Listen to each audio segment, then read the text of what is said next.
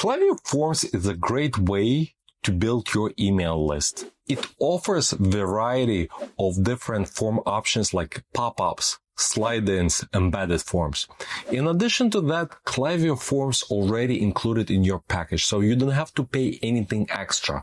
So in this video, we'll go over Klaviyo Forms and its features. Okay, you just log into your Klaviyo account and let's do the form overview. On the left side, you see sign up forms. Click there. And here, this is our Klaviyo account. And as you can see, we have a lot of forms. So this is the first page and we have 163 forms. I know it's extensive, it's crazy, but we are B2B. We have a lot of lead magnets. We have a lot of blog posts where we put in the specific forms. So you will not have so many forms, or you will not have it for your clients. So you can see the list of the forms. You can switch to different pages here. Also, you can have on the different statuses. You can filter by only to see live forms, or you can see only draft forms and so forth.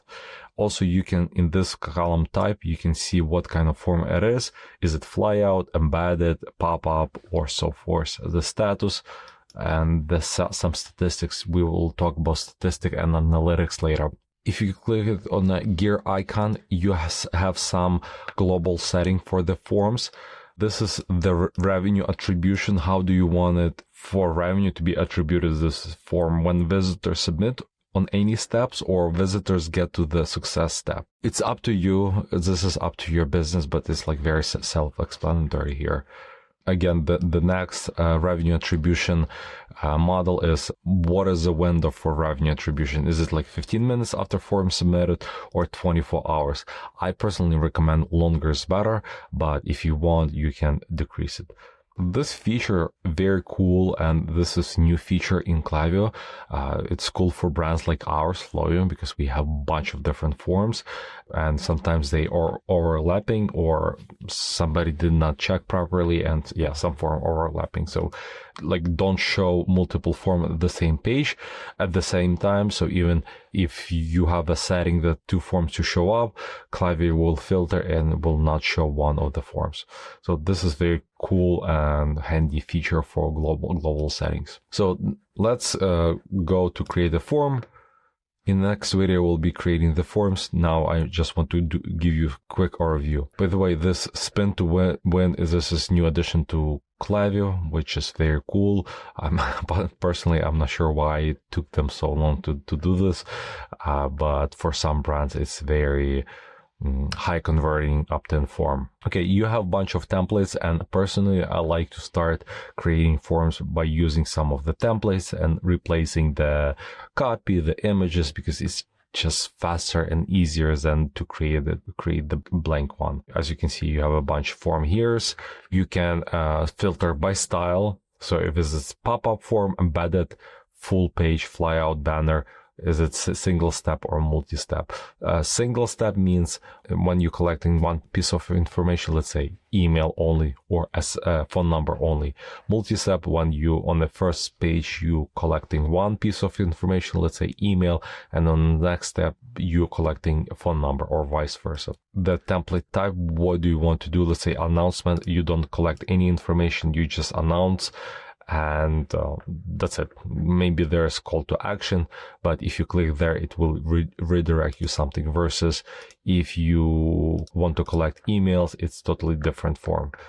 And also they have categories, filters by holidays and seasons. Let's say Black Friday, or summer. The summer is coming, so for now they have those 6 forms, but they look very similar. Yeah, I'm not sure what's the difference between the email with email compliance shade. Oh, okay. So, okay, it's one with the email compliance and the other without. Okay, so this is the form templates. Let's do create from blank. I said I don't like to do it, but for this purpose, I just want to show you. Form name, test for Klaviyo Mastery 3.0. Let's do newsletter. At this step, you need to choose what kind of form do you want to do. The pop-up, typically it shows in the middle of the screen, and the rest of the background website is like grayish, like shaded. So the main focus is to the form. Full screen, full page, it's when the form covers the entire screen of your website. Fly out, it's kind of fly out or slide in. It's when it slides from some side of your website, like from right side, in the right corner or left corner or on the top one. Embedded is like typically in on the landing pages or in the blog post. And banner, it's this is like a line on the top of your website or the bottom where you have, let's say, like some running site-wide promotions. So let's do the pop-up, which is most common one. I like to switch to desktop. So as you can see here, you have a teaser. Teaser, it's when your form is closed. This thing the teaser will display. You see in the bottom left corner, it says newsletter.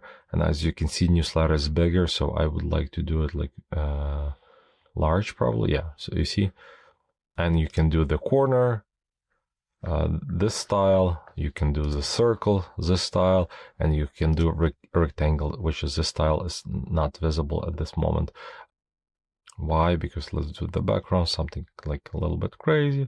Let's do something like red, so it's nicely visible. And let's do color of the copy. Let's do like newsletter, and let's do the color is text color, and let's do white. And let's do the bolded. Yeah, so I know I go crazy here, but just to show you how it looks. Yeah, so it looks like that.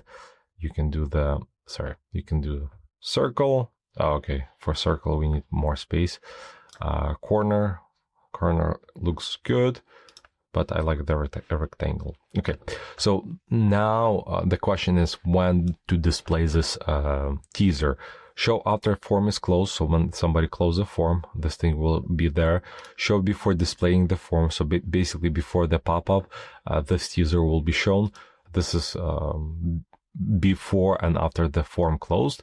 And the last thing is a show close button. Let's say if they don't like to have this teaser on, they can click, you see, close it. And I think it's nice, nice feature to give more option for your web visitor, because some people like hate those teasers, and they just can close it and continue browsing your website. And here's the setup, how to play with this teaser. Okay, so next, this is opt-in form for email. And you can change the styles, like you can change color, text, whatever you want. Just play it with this. You can do the form like large, small, and so forth. Oh, and my bad. So it looks like you can change the style form here, because in the past I believe you couldn't. So it can be the full page. It can be fly out, you see. It can be embedded. Yeah, embedded, you see, it's like it needs to be on the website, and it can be banner, you see, on the top of the page, and also or on the bottom. So basically, if you change pop-up form type, there's setup settings are changed as well. So let's go back. So also we have a targeting behavior. When do you want to show it? Like immediately based on the rules. And the rules are when the visitor exiting the page, or after some kind of delay, or after people scroll specific percentage of the page. If they close it, do you want to show it again or not? Is it visible on desktop and mobile or not? You can do desktop only, mobile only. We do recommend it to have a separate form for desktop and mobile, because mobile optimization is different. It's more vertical versus on the desktop it's more horizontal. Yeah, so we have that. And let's go quickly over the blocks. So you have a text, which is self-explanatory, which is this. You have a button, which is that. So it's buttons are different. As you can see, it can be close the form, submit form, go to URLs, subscribe via SMS. So different kind of buttons there are. Images, just simply put the image and select, let's say we have a giveaway, so you see, and you can do, let's say 400 pixels, so it looks like that.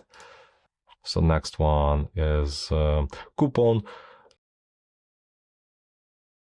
Coupon typically we do on the success when they submitted the email. So I'll show you the coupon at the end.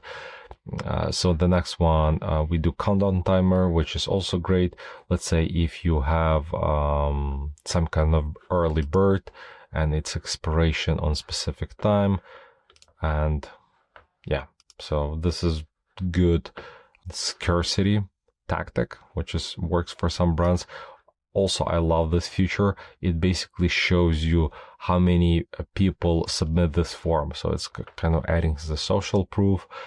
Next thing is a spin to win. This is very, very new.